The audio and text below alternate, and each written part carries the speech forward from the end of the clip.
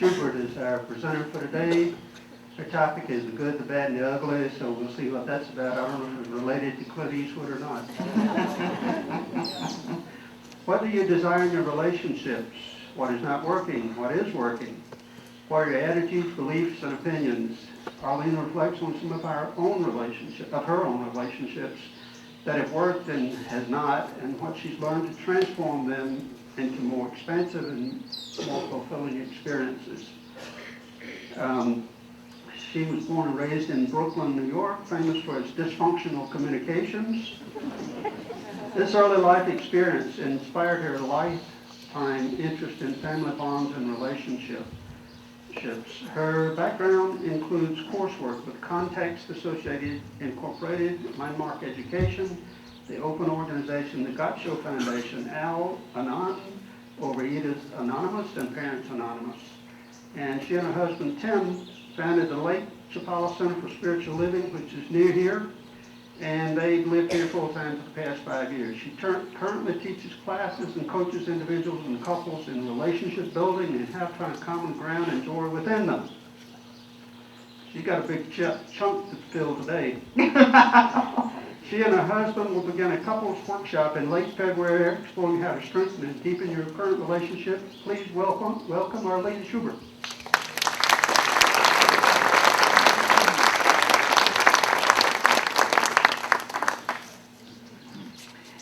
Actually, I meant the topic of my talk to be relationships, the good, the bad, the ugly, and then more good.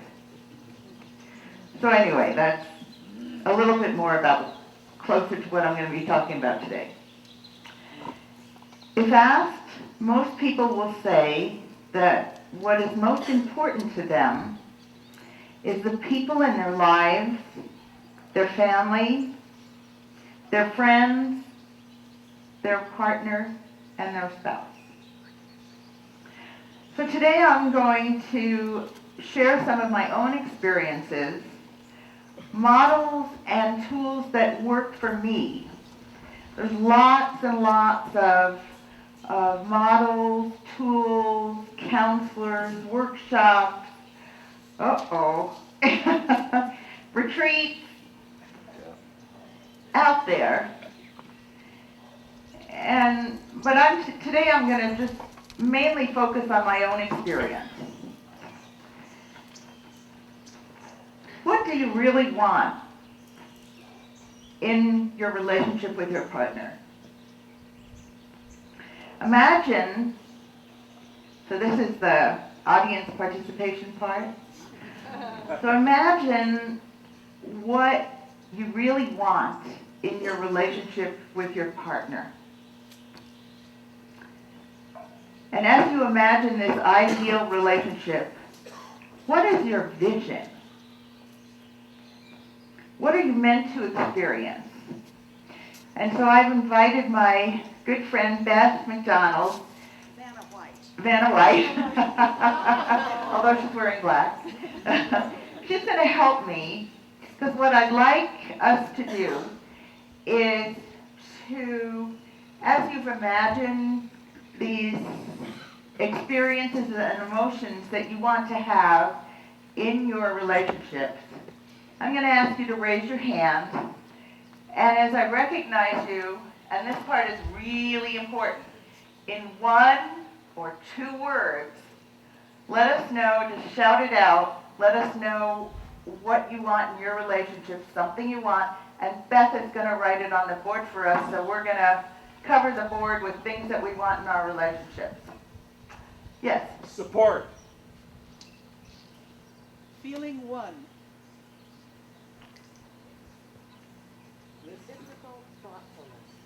Reciprocal thoughtfulness. Honesty. Fun. Trust. Integrity. Emotional intimacy. Tenderness. Tenderness. Oh, I know there's more. Space. Love. Communication. Communication. Sex. I told him that he's a plant. Because sometimes it's hard for us to say that word out loud when we're talking about relationships or even to our partner. So, a lot. Okay, a couple more. Okay, we're good. Let me see. I have, person? Freedom from drama. Freedom from drama. Okay, here's a couple of more that are important to me. Listen to. Excitement.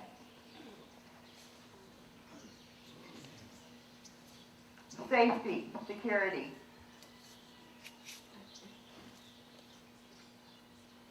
Respect. I think that's good. Appreciation. Going once. Getting to know your friends too. Get to know the people that are your friends, so that they know the people that are important to other people that are important. Okay. I have time for one more. I think we have respect. Validation. Very good. Okay, so I like to think of relationships occurring in 3 stages. First stage is infatuation. Ooh, remember that? Second stage, unfortunately, is power struggle. And the third stage is undefended love leading to unconditional love. So infatuation. Oh, Tim and I have been married 42 years plus, and then you have to add on 2 years of living together. That's right. A long time. And I can remember those days. We met in school, Stanford University. Tim was a doctor, and I was a graduate student. And we used to walk through the halls of the medical school, and he had on that adorable white coat, with the dictionary sticking out of one part and the stethoscope out of another, and we were walking through arm in arm, and he could do nothing wrong. He was so handsome, so patient, so respectful. He even helped with the dishes. Can you imagine? But then,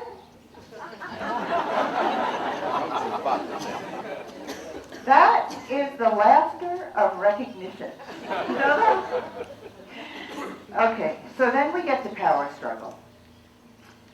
And almost all of us do. I'm not going to say never, but see if you recognize any of this.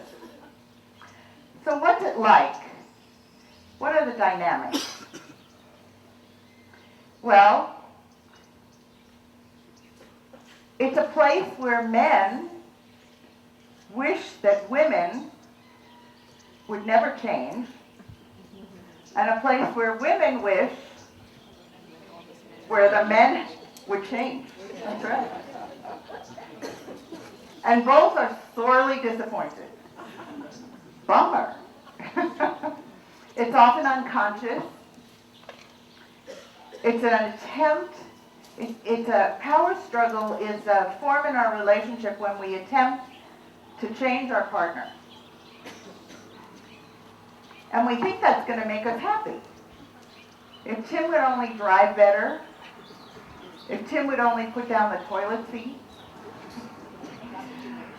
and of course many more serious things. If he would only change, I would feel happier. But it's not true. So what does power struggle look like? What does it show up? Uh-oh. So we want our partner to change. And Tim has given me permission to use him as an example. Because he's so sweet. And he's so cooperative. Okay, so what are some of the things that Tim has done in the past or does now that I want him to change. Some of them he has, some of them he hasn't. So I mentioned the toilet seat. What is it about you guys that all we're doing is asking you to put down the toilet seat so that when we get up in the middle of the night and it's dark and we sit down, because we have to sit down, and we sit down on this cold, maybe dirty toilet rim and start to even fall in. What is it about this? We're just asking you to put down the toilet seat. How about driving? Driving in an unsafe manner. There are still times when Tim is going through a narrow space in Ajijic, and there's a big truck on one side and a pole on the other, and I close my eyes. And he does. I don't know if you heard it back here, but someone said, and he may too. And that's the problem. That there are times when I am driving with Tim, And I feel unsafe. What happened? My mic's out. Come back. Okay. Tim I can just talk wants to- loud. Tim, that's one of the things Tim, oh there it goes. That's one of the things Tim hopes I would change. How about asking for direction? Why? Why does he not want to ask for direction? It's a man thing. He does get lost, and it's a man thing, but the whole point is it's interfering with intimacy in the relationship. Because we harbor negative feelings, resentments. We don't feel that I don't feel that Tim feels that I'm worthy, that I'm smart. We're going to get into a little bit more of that later. And setting the table. Oh my God. This still goes on. And this is part of what I've had to learn to accept. So, Tim is a doctor. and he can remember so many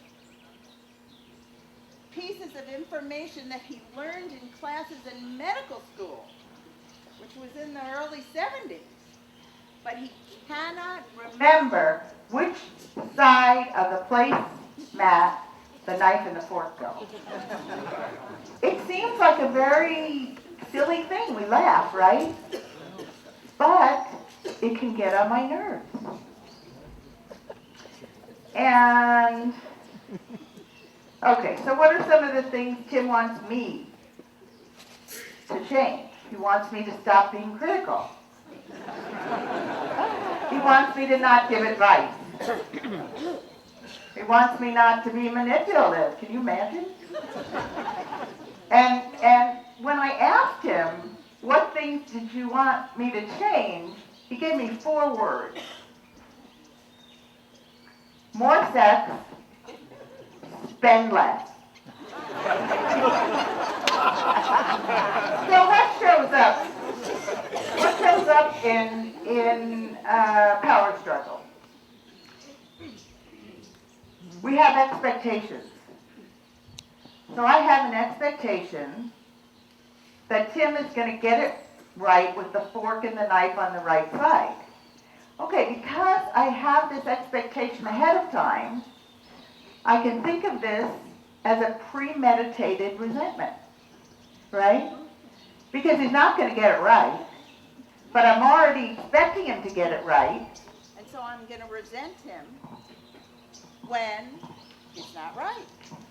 So expectations can be thought of as premeditated resentment. Judgment. Wait just a minute. Show up. We need to change something here. Oh. I don't know what the problem is.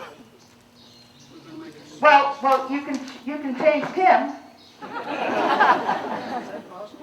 No. That's the next part of my job. Okay. I can't go on and talk loud? Oh, because he's being recorded.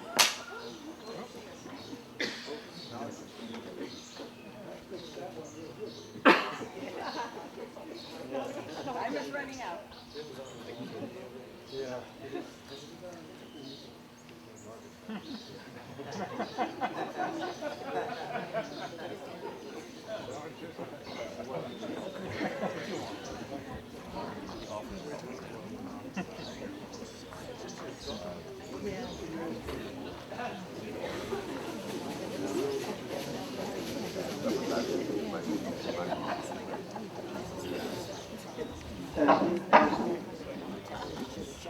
Okay, so what are some things that show up in power struggle?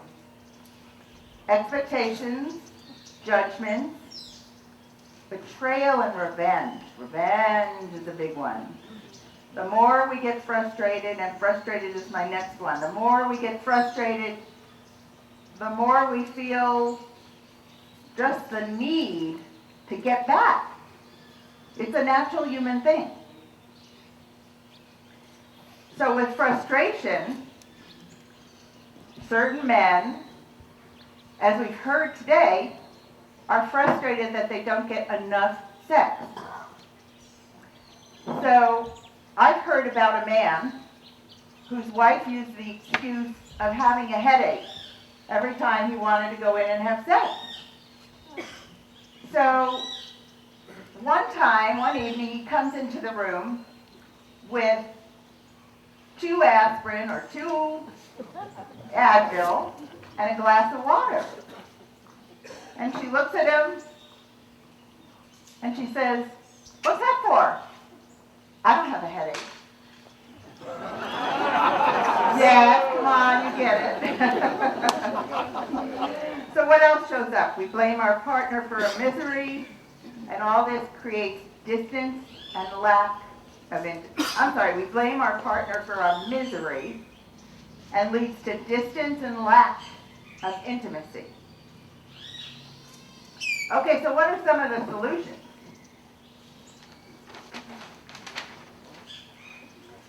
So the first thing is to admit there's a problem in our relationship.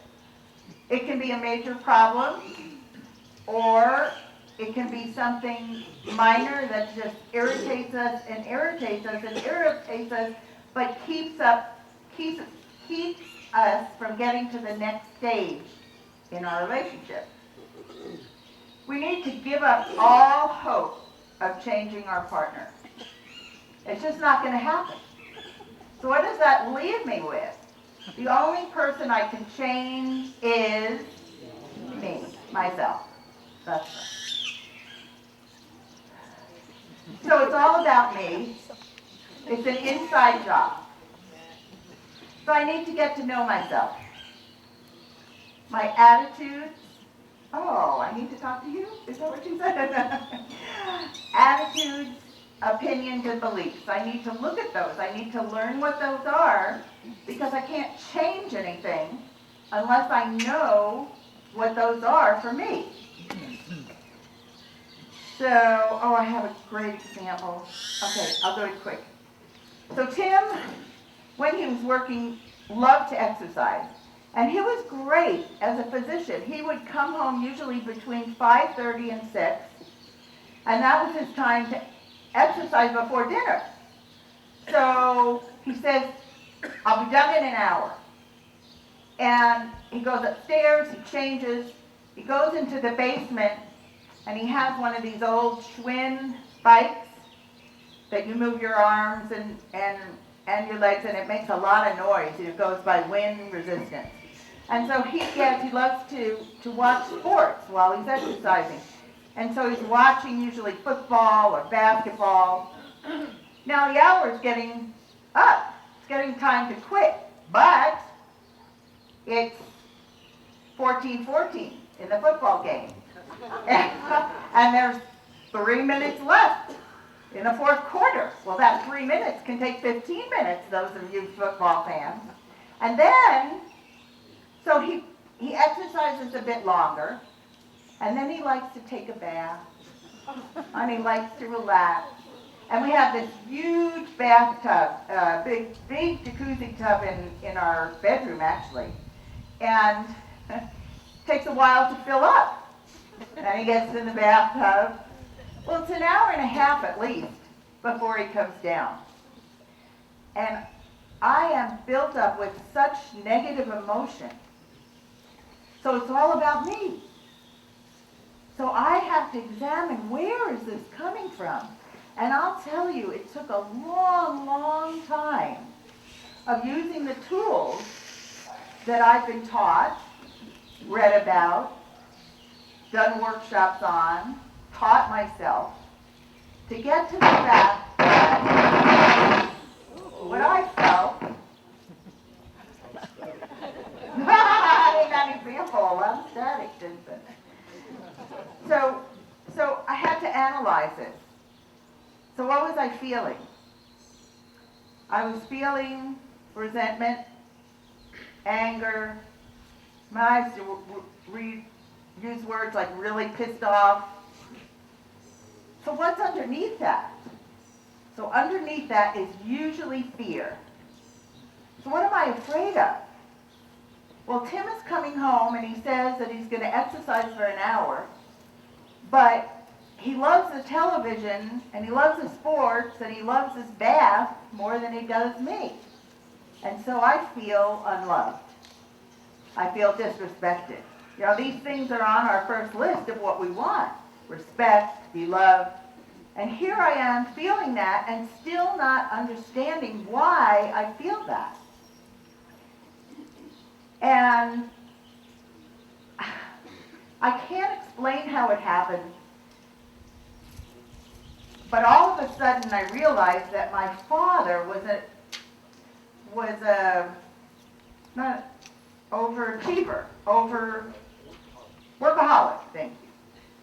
And so he would come home, he was a salesman, and he would come home and we'd have a quick dinner, and then he'd retreat to a little office in the back of the house till 11 o'clock at night.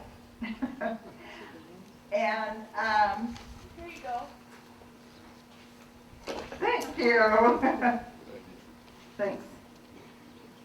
Okay, and this is Tim is bringing up all of the feelings that I had as a little child.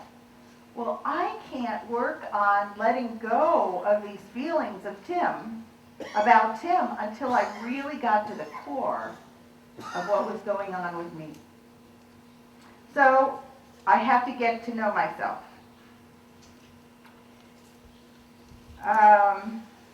Another example is Tim and I had an issue about money, and he thought I was spending too much money. And I was spending too much money. But what's that about? And it was a process of peeling the onion and layer after layer after layer. And what it was about was I was going to one store and one department because the saleswomen knew me, and communication and connection are really important to me. And so when I was having a bad day, I could go to Macy's and get a great connection need made. Well, I got the connection need made, but it wasn't very effective. Doesn't do a lot for my relationship with Tim. Okay, so we better get on to, and I forgot to flip my page, just like Beth said. Oh, I did, okay. So the only person I can change is myself. I get to know myself. Okay, so we're going to spend just a few minutes on learning and practicing new attitudes and beliefs. So one of the most important things is to learn to listen. Well, do you think you listen well? No. Good. That's the right answer. How do we listen well? Well, how do we not listen well? If I'm talking to my friend Amara, and she's explaining something that's happening, maybe physically, to herself, and I'm thinking ahead. I'm thinking ahead of a question I want to ask. I'm thinking ahead of advice I want to give. It's like, here, take my advice. I'm not using it. Go ahead and take it.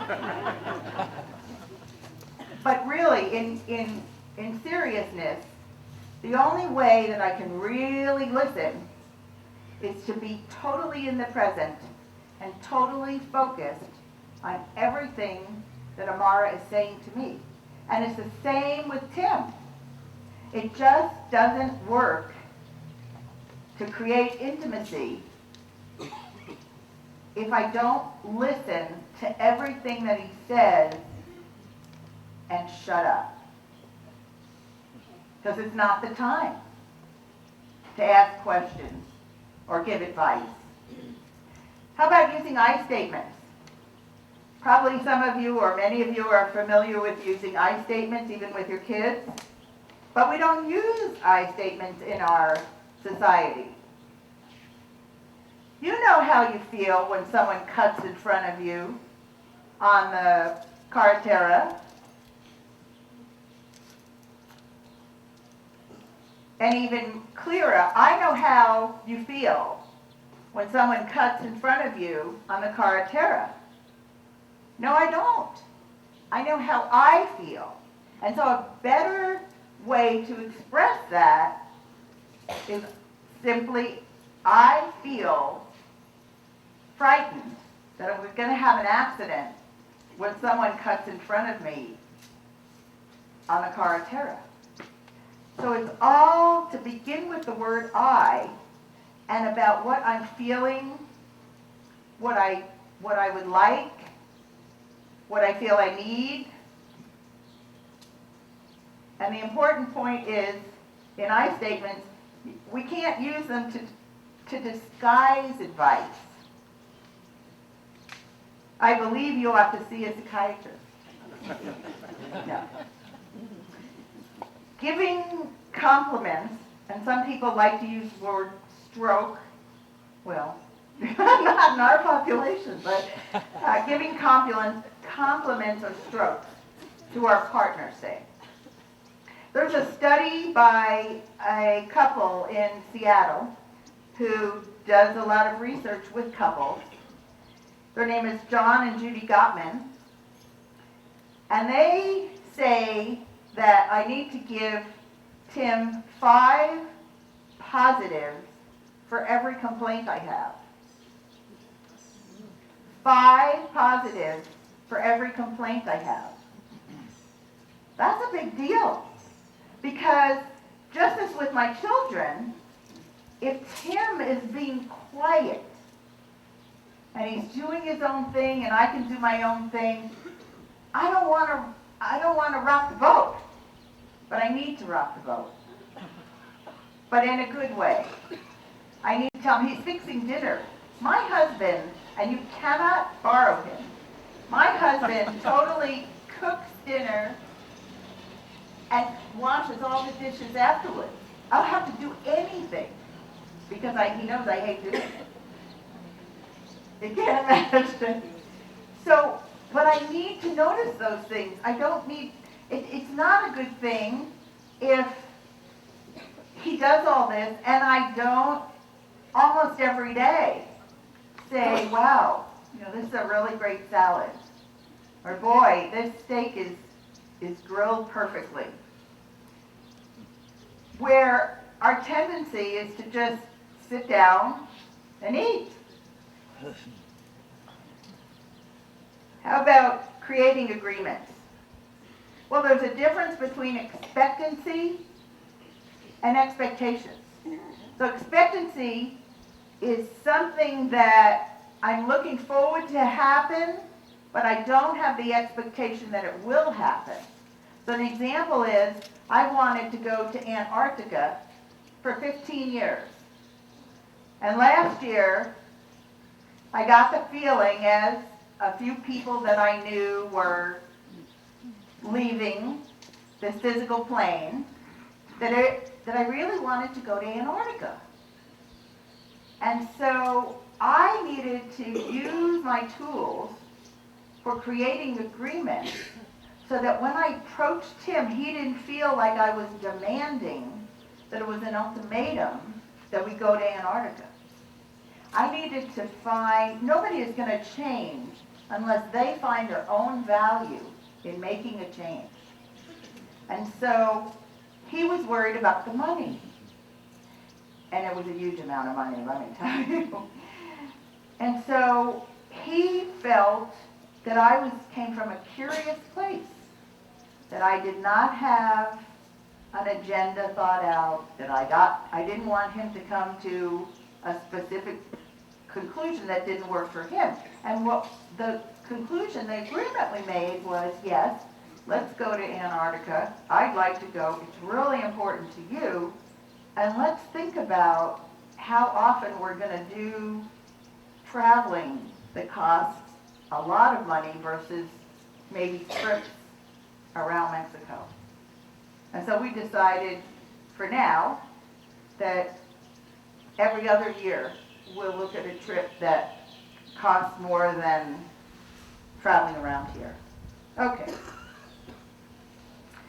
So we have avoid the use of always and never. Okay. Avoid the use of always and never. Because rarely does Tim always do something. Rarely does he never do something. But if well, except with the table setting. I have to get that up. But if I'm having an argument with him and I start using, but you never, ever do this, it's going to smack him. Because he knows sometimes he does it and he shuts down. It's natural. We shut down. Same with the word always. And then a biggie is stay on topic. So we're having a discussion. Sometimes we can call it an argument. And then I'll say, remember the time that you said you would exercise for 5 minutes for 1 hour and it was an hour and a half?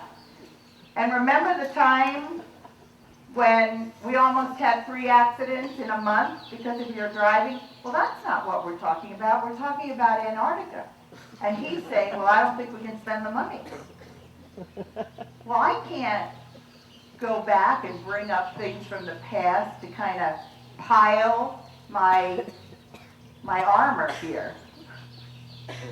So that's an important thing, not to bring up the past. And someone recently at our center that was in a discussion group, she told a wonderful joke. And this is about trying to talk with your partner, trying to communicate. We had that on the board. Trying to communicate with my partner, but talking about things in the past, talking about things in the future. So you can all see this. If I have one foot in the past and the other foot in the present, what am I doing? I mean, right. Sorry. Again, 1 foot in the past. Well, I'm losing my balance. One foot in the future. I'm pissing on the present. That's really true. Okay. So let's talk about a little bit about undefended love. So I'm getting to know myself, accept myself as my whole self, the whole package. So what I would judge as the good and the bad, sometimes the ugly. The passion I can have for things, like the passion I have for building healthy relationships. But also my big hips. And I'm not joking. It's hard to look in the mirror and see my big wavy hips. And it comes from my mom. It's genetic. But I had to learn to love that and accept that. Learn to express who I really am at my core. Only accept my partner just the way I am. And to be able to stay curious, because that's the magic place to be.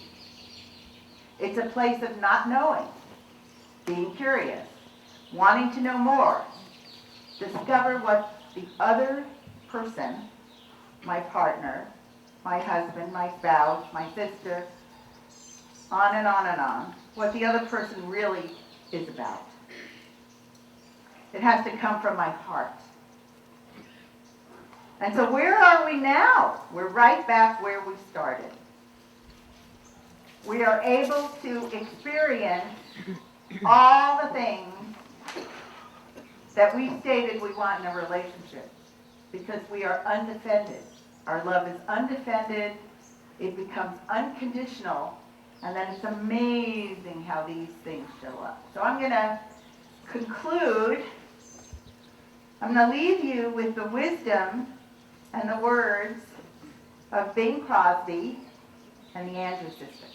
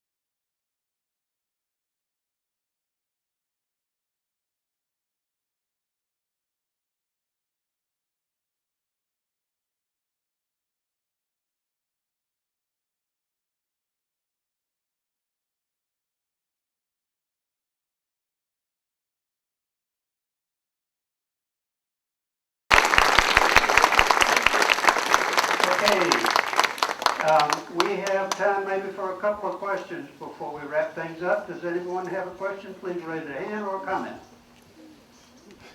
Oh, good. I'll get one. Okay. Hang on while you get the mic. Please. We have some information in the back. I have my cards.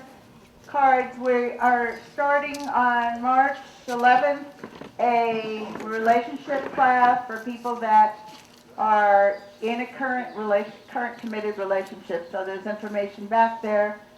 And go ahead. Okay, you can get rid of one of your problems and I just listen to you.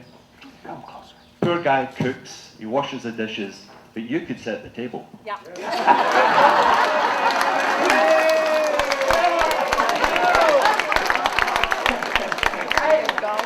And my answer is, you won't believe this, in working on this talk, last night we had the discussion of what can I help with, because I don't like to do this and that, and it was set the table. I'm not kidding, that's true.